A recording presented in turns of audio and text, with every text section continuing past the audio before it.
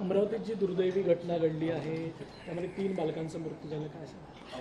खरं म्हटलं तर अमरावतीमध्ये जी दुर्घटना घडली त्याचं खरं म्हटलं तर मी दुःख व्यक्त करतो.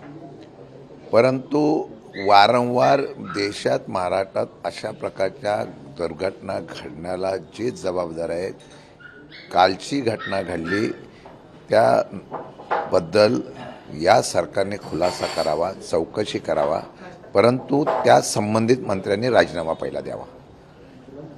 मागच्या वेळा घटना घडल्यानंतर चौकशी समिती नेमली जाते. चौकशी समिती नेमल्यानंतर ती त्याच्यावर कारवाई करायचे प्रयत्न घेते.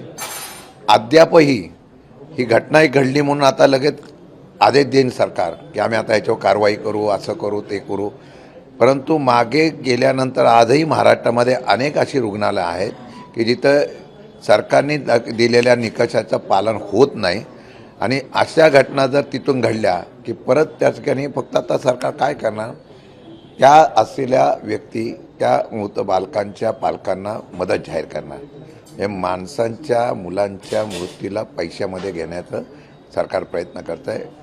माझं स्पष्ट म्हणणं आहे की काही 2021 साली झाल्यानंतर परत जरी घटना होत असेल तर त्या मंत्र्यांनी राजीनामा दिला पाहिजे. हिंदी में बताइए. अमरावती में जो घटना हो गई है, मैं दुख व्यक्त करता हूँ, लेकिन इसकी जिम्मेदारी सरकार ने लेनी चाहिए. उनके जो मंत्री है उनको रिज़ाइन देना चाहिए. 2021 में अगर ऐसी घटना घटती है, सरकार उसके ऊपर कार्रवाई करती है, एक कमेटी अपॉइंटमेंट करती है, उसके ऊपर क्या प्रिकॉशन लेना चाहिए उसका रूल रेगुलेशन बनाती है.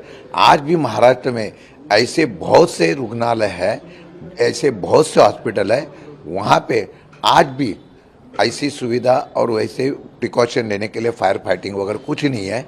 और उसके बारे में अगर कोई कार्रवाई नहीं होती है तो सरकार फेल्यूर है, उसके ऊपर कार्रवाई होना चाहिए.